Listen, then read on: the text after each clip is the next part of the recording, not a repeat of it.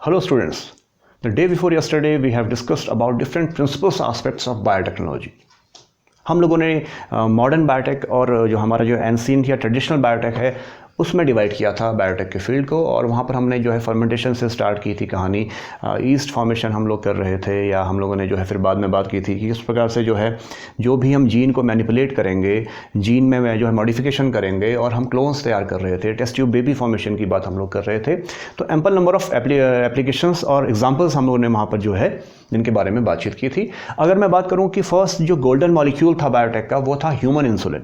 ठीक है, human insulin, आपको पता है इंसुलिन है क्या? इंसुलिन एक एंजाइम है, एक हमारी जो ग्लैंड है बेसिकली बॉडी के अंदर, जिसको हम पैंक्रियास कहते हैं, जो उसका जो कि मिक्स्ड ग्लैंड कहते हैं, जिसका जो एंडोक्राइन और एक्सोक्राइन दोनों प्रकार का नेचर है, वहाँ से जो है ये सीक्रेट होती है और बॉडी में जो ग्लूकोज का लेवल है उसे जो है कन्वर्ट कर देती है, ब्रेक कर देती है ग्लाइकोजन और बाकी सब्सटेंसेस में। ठीक है, तो अगर बॉडी के अंदर ये नहीं बन रहा है तो डायबिटीज़ होगा, और आपको पता है कि बहुत सारी जो ह्यूमन पॉपुलेशन है पूरे वर्ल्ड की, वहाँ पर जो है डायबिटीज़ एक मेजर जो है गंभीर बीमारी इसको हम कई बार कह देते हैं। और ये तो पॉसिबल नहीं था कि हम काऊ और पिग से जो है इसको बार बार एक्सट्रैक्ट करें उनके पैंक्रियास से।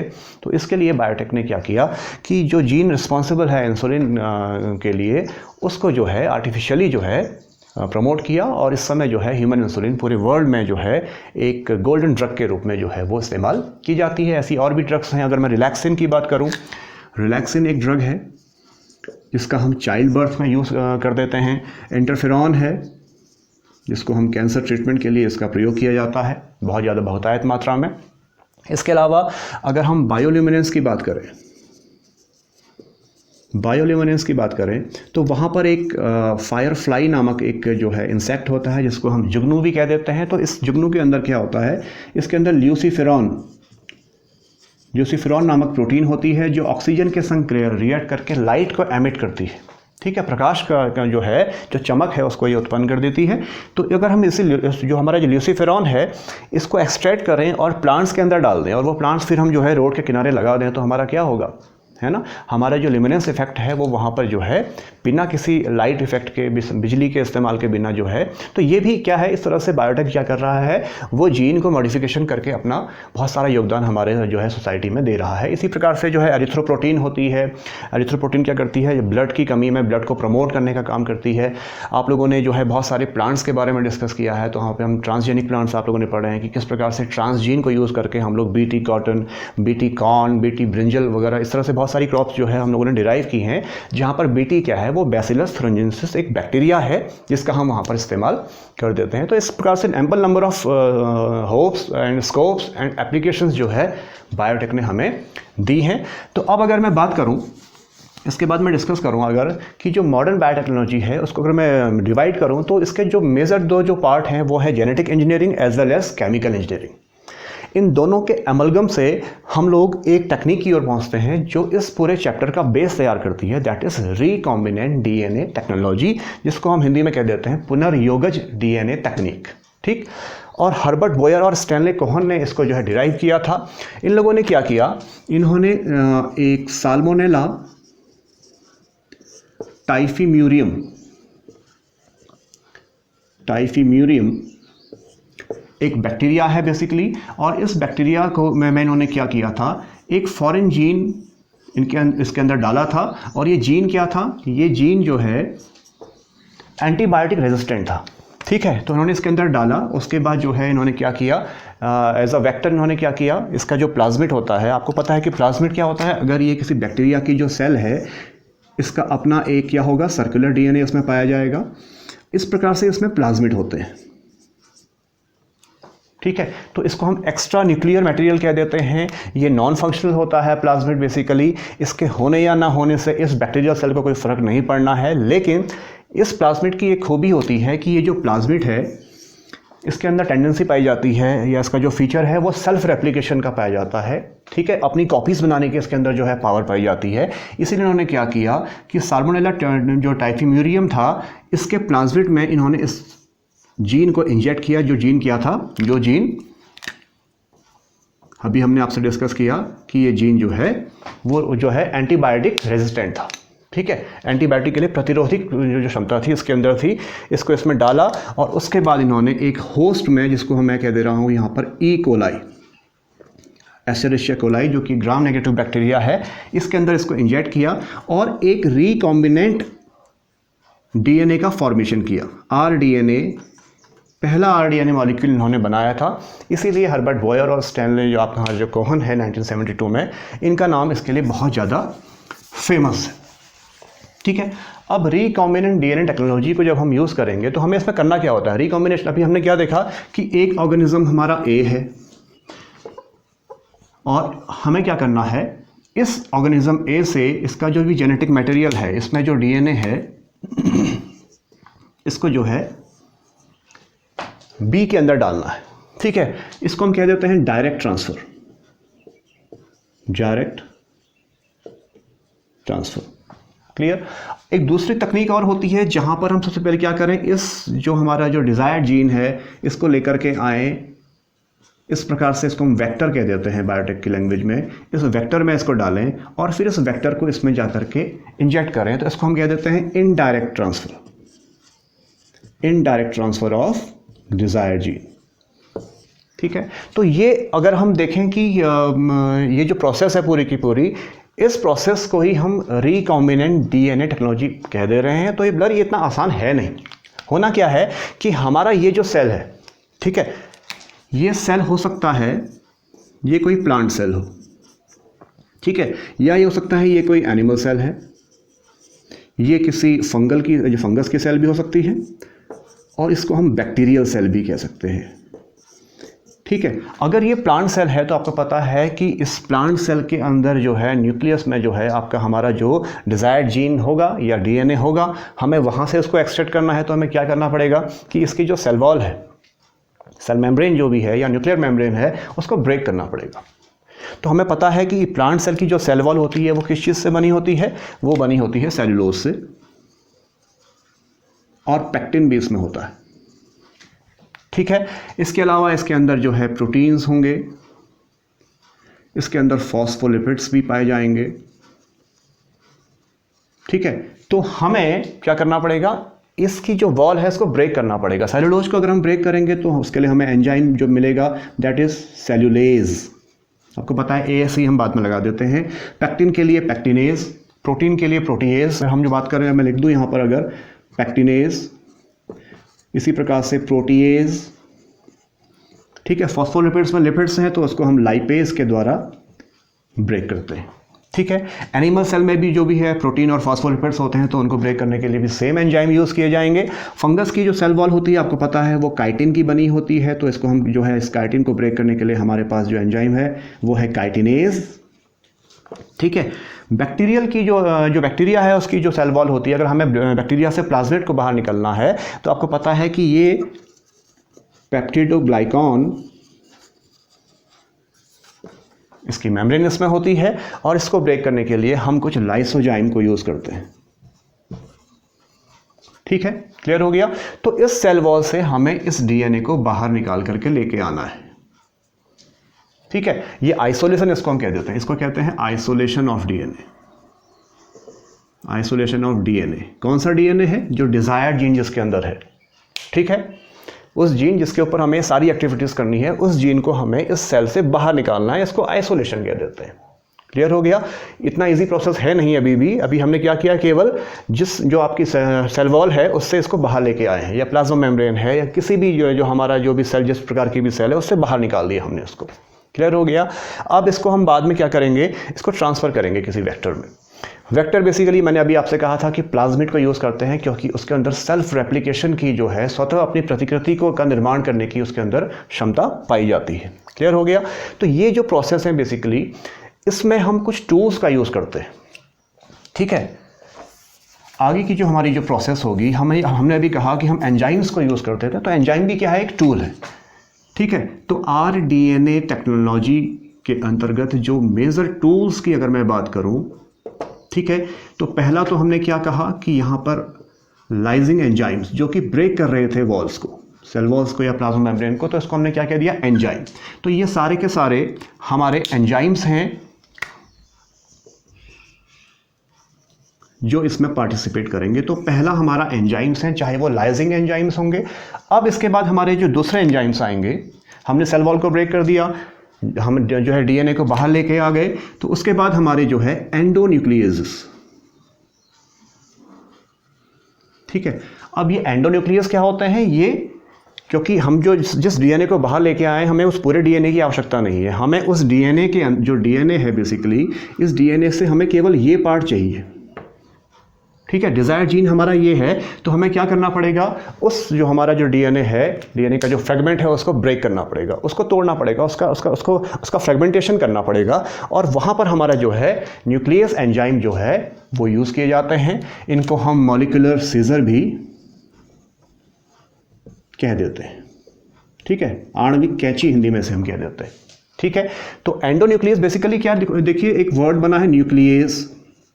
न्यूक्लियस का मतलब क्या है? एक एंजाइम है जो न्यूक्लिक एसिड्स को जो है ब्रेक करेगा। न्यूक्लिक एसिड्स क्या होते हैं? आपने पढ़ा है डीएनए और आरएनएस होते हैं। तो डीएनए आरएनए को ब्रेक करने के लिए डीएनएस और आरएनएस का हम यहाँ पर इस्तेमाल करेंगे। अब ये जो न्यूक्लियस एंजाइम होते हैं, मैंने अभी आपसे कहा एंडोन्यूक्लियस और एक्सोन्यूक्लियस होते हैं,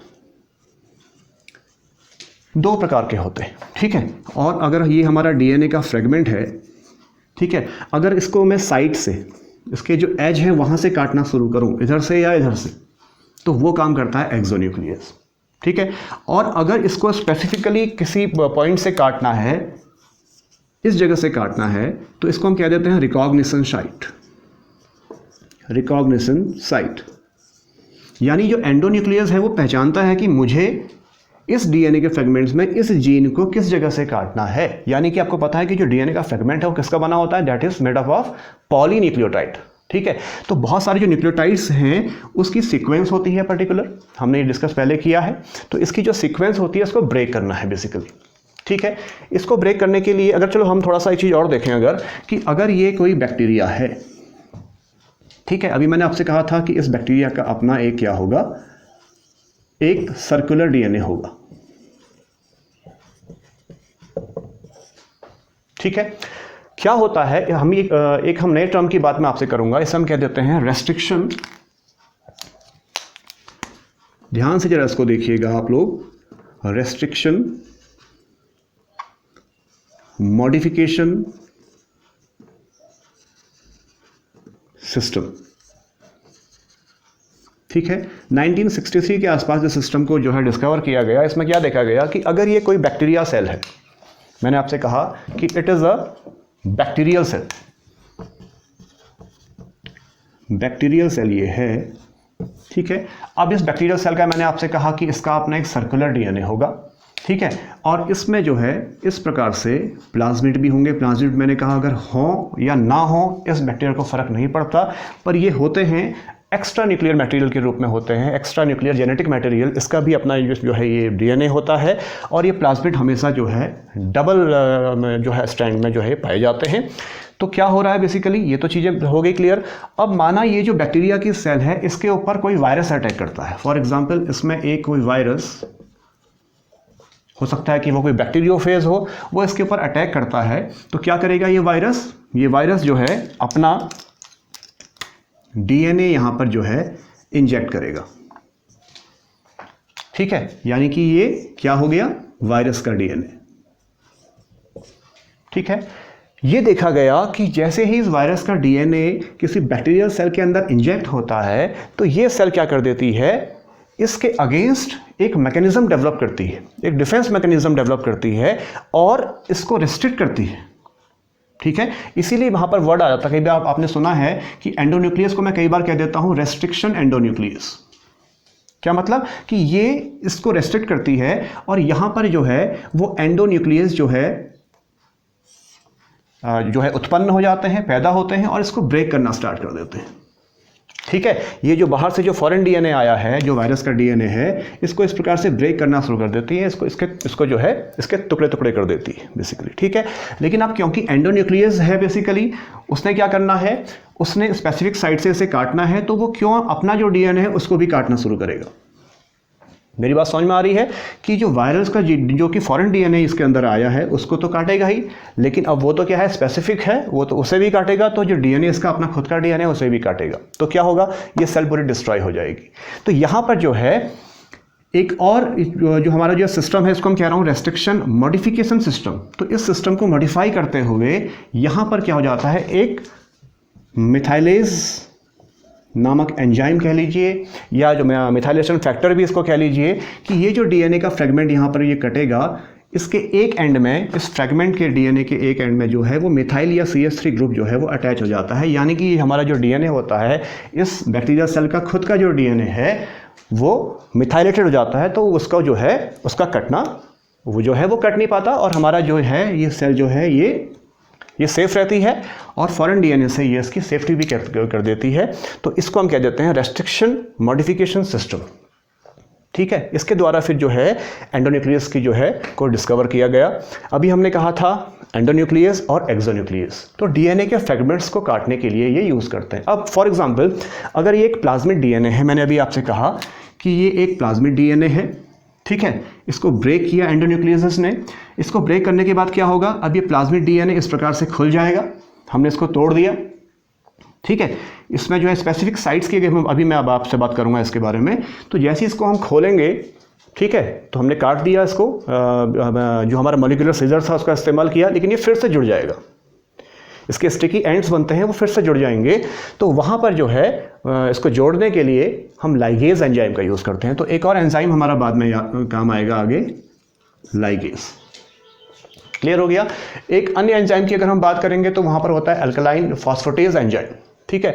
वो एंजाइम बेसिकली क्या करेगा, वो जो है जब हम डीएनए का जो फ्रेगमेंट है, ठीक है, इसको हम दूसरा डीएनए का फ्रेगमेंट इसमें अगर जुड़ना है, तो आपको पता है कि डीएनए के फ्रेगमेंट का एक 5 एंड होगा, एक 3 एंड होगा, एक 5 एंड होगा, एक 3 एंड होगा। 5 एंड में आपको पता है कि यहाँ पर फॉस्फोरस होता है और इधर आपका जो है वो OH होता है, ठीक है। ये हमने प्रीवियस लेक्चर्स में पढ़ा है, बहुत ज़्यादा इसमें हम बात में अभी नहीं करेंगे। तो इसको रिमूव करना आवश्यक होगा, किसको, यहाँ पर जो फॉस्फोरस है, इसको रिमूव करने के लिए हमारा जो एंजाइम जो है यहाँ पर वो काम करता है, that is known as alkaline phosphatase enzyme, ठीक है। जब ये रिमूव होगा तो क्या होगा, यहाँ से जो है फिर हमारा क्या होगा, यहाँ पर फिर से हमारा जो बॉन्ड फॉर्मेशन हो रहा है, ये हम बॉन्ड बेसिकली क्या है, ये फॉस्फोडाइएस्टर बॉन्ड होता है। आपने पढ़े हैं ग्लाइकोसिडिक बॉन्ड भी आप लोगों ने पढ़े हैं। तो फॉस्फोडाइएस्टर बॉन्ड जो है उसका फॉर्मेशन ना हो, इसके लिए जो फॉस्फोरस को रिमूव करने का काम करता है हमारा एल्कलाइन फॉस्फेटेज एंजाइम, ठीक है। तो हमने एंजाइम्स के बारे में देखा, लाइजिंग एंजाइम्स हमने देखे, न्यूक्लियसेस हमने देखे, लाइगेज के बारे में हम डिस्कस किया हम लोगों ने, और फिर बाद में हमने डिस्कस किया एक बहुत इंपॉर्टेंट एंजाइम और एल्कलाइन फॉस्फेटेज के रूप में, ठीक है। अब अगर थोड़ा सा इसको हम अगर समझें, थोड़ा सा इसका जो चीज़ें हैं, हमारा ठीक है, आपकी बुक्स में जो है EcoR फर्स्ट करके इस प्रकार से एक एंजाइम लिखा गया है, आपकी बुक्स में लिखा गया है। ये बेसिकली है क्या, यानी कि एंजाइम का जो है नॉमेनक्लेचर किस प्रकार से होता है। तो आपको पता है कि आपका जो बैक्टीरिया है वो क्या है, एस्चेरिशिया कोलाई, ठीक है। ये एक बैक्टीरिया है, आपको पता है कि ये इसका जीनस है और ये इसकी स्पीसीज है, ठीक है। इसका जो स्ट्रेन होता है वो होता है RY13, ठीक है। बैक्टीरिया से हम क्या कर देते हैं, जो आपके एंडोन्यूक्लियसेस हैं वो कहाँ से डिराइव होते हैं, वो बैक्टीरिया से ही हमें प्राप्त होते हैं।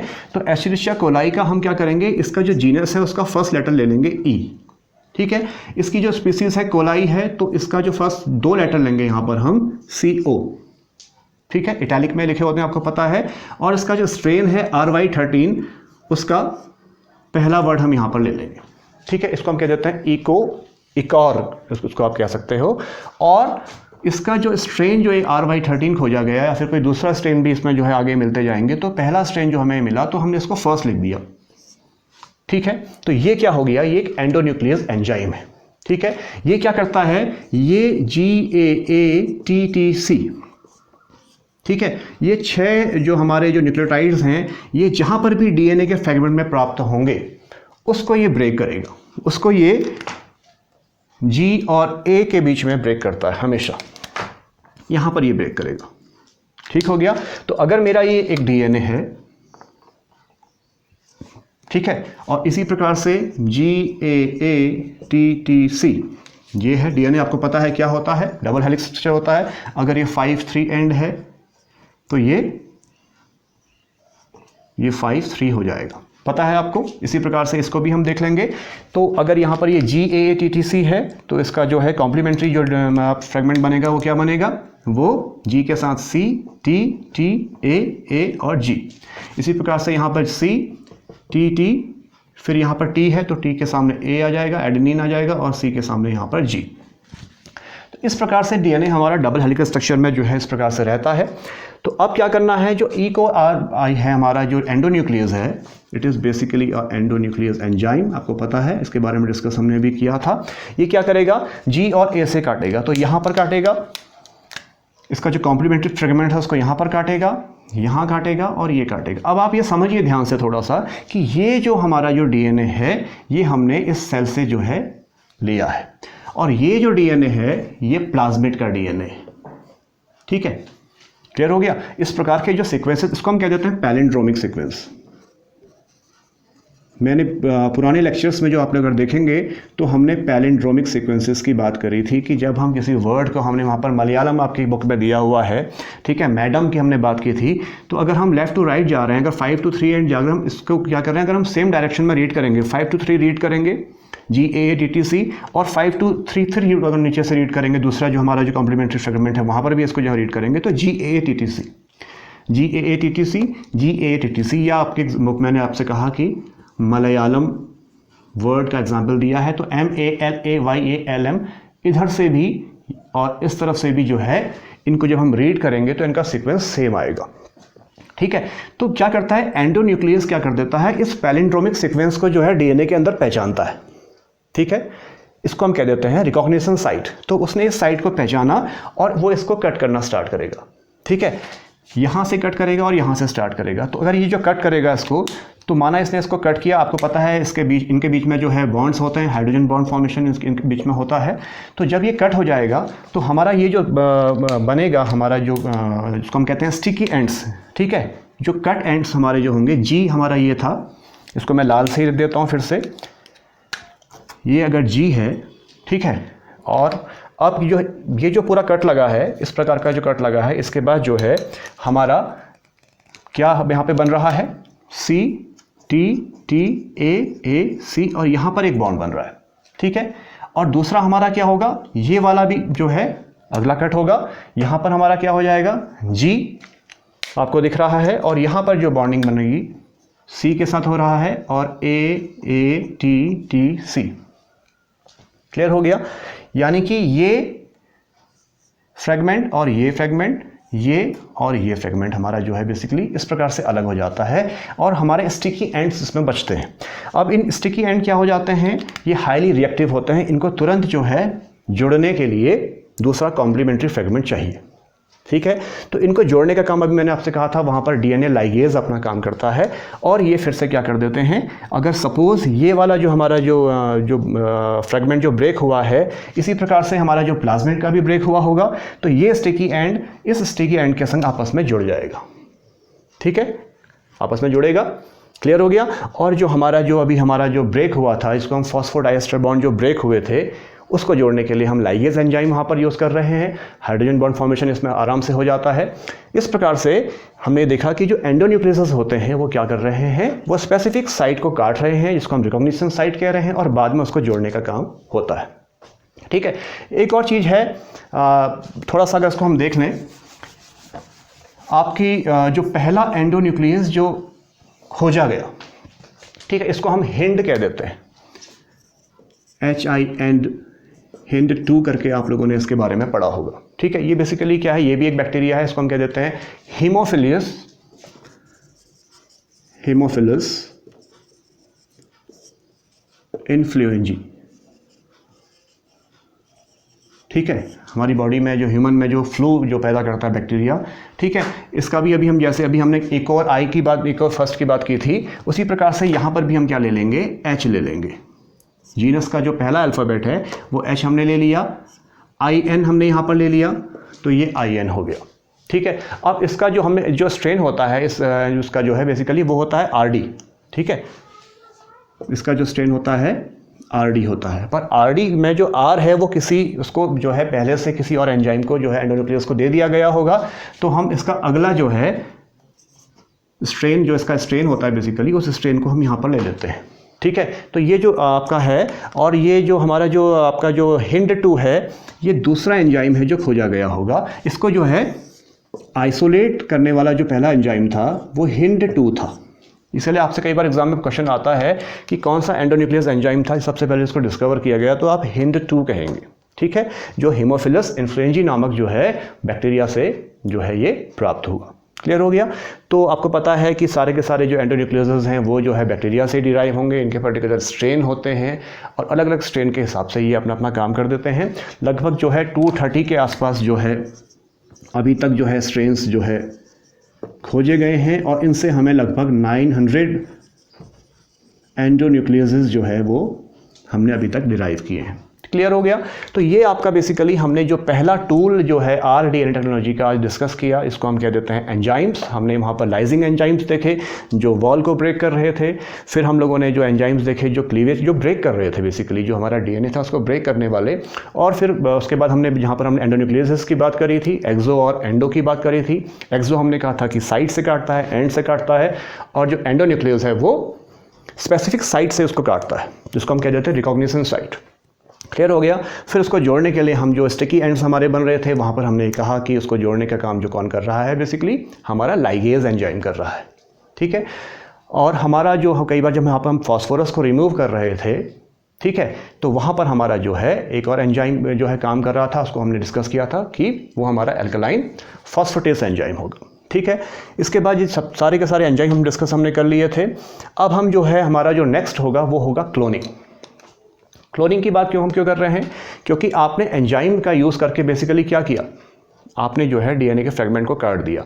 इसके बाद की जो प्रोसेस होगी वो क्या होगी? Gel electrophoresis. ठीक है, एक अपरेटस होगा बेसिकली जो उसमें एगरोज जेल होगा। एगरोज जेल आपको पता है कि जेलिडियम या ग्रेसिलेरिया से हमें प्राप्त होता है, जो कि एक सीवीड होती है। तो हमारा जो इस तरह का एक क्या होगा, अगर मैं थोड़ा सा इसको देखूँ तो इस प्रकार से बेड होती है। ठीक है, इस बेड में आपको पता है इस प्रकार से जो है इसमें पूरा का पूरा एगेरोज जेल होगा। ठीक है, जेलिडियम और ग्रेसिलेरिया से प्राप्त होता है, जो कि सीवीड्स हैं, एल्गा है बेसिकली, और ये पोरस होता है। और यहाँ पर इसमें जो है इसमें वेल होती हैं, इसको हम वेल कह देंगे, वेल या कुआं। और इसके अंदर जो है हम DNA के फ्रेगमेंट्स जो है जो हमें मिले हैं, आइसोलेट हमने किए हैं, उसको इसके अंदर हम डालेंगे। क्लियर हो गया? और इसमें क्या होगा कि यहाँ पर हम जो है कैथोड और यहाँ पर हम जो है एनोड लगा देंगे, पॉजिटिव चार्ज यहाँ पर नेगेटिव, यानी यहाँ पर हम क्या करेंगे, इलेक्ट्रिक फील्ड जनरेट करेंगे।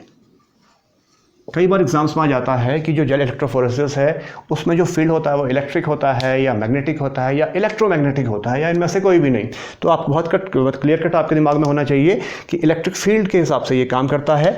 और ये जो हमारा जेल इलेक्ट्रोफोरेसिस को मैं कह रहा हूँ, जेल इलेक्ट्रोफोरेसिस, ये जो इक्विपमेंट हम यहाँ पर हमने डेवलप किया है, ये बेसिकली DNA के फ्रेगमेंट्स को सेपरेट करता है on the basis of size and charge. ठीक है, DNA आपको पता है क्या होता है, नेगेटिवली चार्ज मॉलिक्यूल है। तो ये क्या करता है, जैसे इसको हम इस वेल में डालते हैं तो ये एनोड की ओर को मूव करता है। ठीक है, पॉजिटिव चार्ज जो है यहाँ पर लगा है इसकी ओर को मूव करता है। तो बड़े बड़े जो फ्रेगमेंट्स हैं, क्योंकि साइज बड़ा है और ये हमने कहा था कि एगरोस जेल जो है वो पोरस होता है, तो आगे को मूव करना स्टार्ट कर देते हैं। और यहाँ पर हमें इस किनारे पर छोटे छोटे एंड प्राप्त हो जाते हैं। जो बड़े बड़े हमारे जो DNA के फ्रेगमेंट्स हैं वो पीछे रह जाते हैं, और हम इस प्रकार से क्या कर देते हैं, इनको सेपरेट कर देते हैं। ठीक है, on the basis of size and charge इसको हमने सेपरेट कर दिया। पर ये DNA फ्रेगमेंट्स हमको विजिबल लाइट में नहीं दिखेंगे। ये सारी जो प्रोसेस है क्या हो रही है, it is a microscopic procedure. ठीक है, तो इसको देखने के लिए फिर हम क्या कर देते हैं, इसको डाई होती है एथिडियम ब्रोमाइड ETBr। ठीक है, तो इस डाई से इसको स्ट्रेन कर देते हैं, और फिर स्ट्रेन करने के बाद इसको हम फिर देखते हैं UV लाइट में। ठीक है, अल्ट्रावायलेट रेज में इसको देखते हैं तो हमें जो है DNA फ्रेगमेंट जो है वो ऑरेंज कलर के बैंड्स के रूप में जो है डीएनए फ्रेगमेंट, अलग अलग डीएनए फ्रेगमेंट हमें दिख जाते हैं और फिर हमें बाहर निकालना होता है। दो चीज़ें आती हैं। जब हमने डीएनए प्राप्त किया, शुरू में डीएनए को एक्सट्रैक्ट कर लिया, तो हमने देखा था कि हमने जब ब्रेक किया था तो हमें उसके अंदर जो भी सेल्स के अंदर बाकी चीज़ें हैं उसको भी काटा था हम लोगों ने। तो डीएनए जो है वो डेब्रीज के रूप में हो जाता है, ठीक है। तो हम क्या करते हैं, हमारा जो डीएनए जो हमें चाहिए, जो नेकेड डीएनए है बेसिकली, उसको क्या कर देते हैं हम, उस पूरी डेब्रीज को हम क्या कर देते हैं, एक सस्पेंशन में डाल देते हैं और उसके फिर हमें प्रेसिपिटेट और फिल्ट्रेट के रूप में चीज़ें अलग अलग हो जाती हैं। हमारा जो डिज़ायर्ड डीएनए है, जो नेकेड डीएनए है, उसको हम अलग कर देते हैं, ठीक है। किसी भी छड़ी से या किसी भी हम रॉड से उसको बाहर निकाल देते हैं। इसको हम कह देते हैं स्पूलिंग, क्योंकि ये नीट के लिए बहुत इंपॉर्टेंट टर्म्स आपके पास हैं, स्पूलिंग, ठीक है। उसी प्रकार से एक और चीज़ यहाँ पर आ जाएगी। स्पूलिंग की बात तो हमने कर ली। इसके बाद जो हम एल्यूशन कह देते हैं इसको, ELUTION। एल्यूशन क्या हो रहा है कि यहाँ पर हमारा जो डीएनए है, ये डीएनए माना हमारा ये एगरोस जेल के अंदर धंसा हुआ है, हमने इसको बाहर निकाल देना है, तो इसको एल्यूशन कह देते हैं, ठीक है, ELUTION, ठीक है। इसको बाहर निकाल देते हैं। बाहर निकालने के बाद आपने इसको देख लिया, आपने जो है डिज़ायर्ड जो फ्रेगमेंट है उसको आपने निकाल लिया और उसके बाद हम इसे जो है क्लोन करेंगे। बेसिकली हमारा जो नेक्स्ट प्रोसीजर होता है इसके बाद क्लोन का होता है, या इसको हम किसी वेक्टर में डालेंगे, ठीक है। हमें क्या करना है कि हमारा जो डिज़ायर्ड हमको जो फ्रेगमेंट डीएनए का मिल गया है, अब उसे हम प्लाज्मिड वेक्टर में डालेंगे। वेक्टर्स क्या होते हैं, कैसे काम करते हैं और क्लोनिंग फैक्टर्स क्या होते हैं, इसको हम नेक्स्ट लेक्चर में कल को डिस्कस करते हैं, ठीक है। Thank you very much for watching.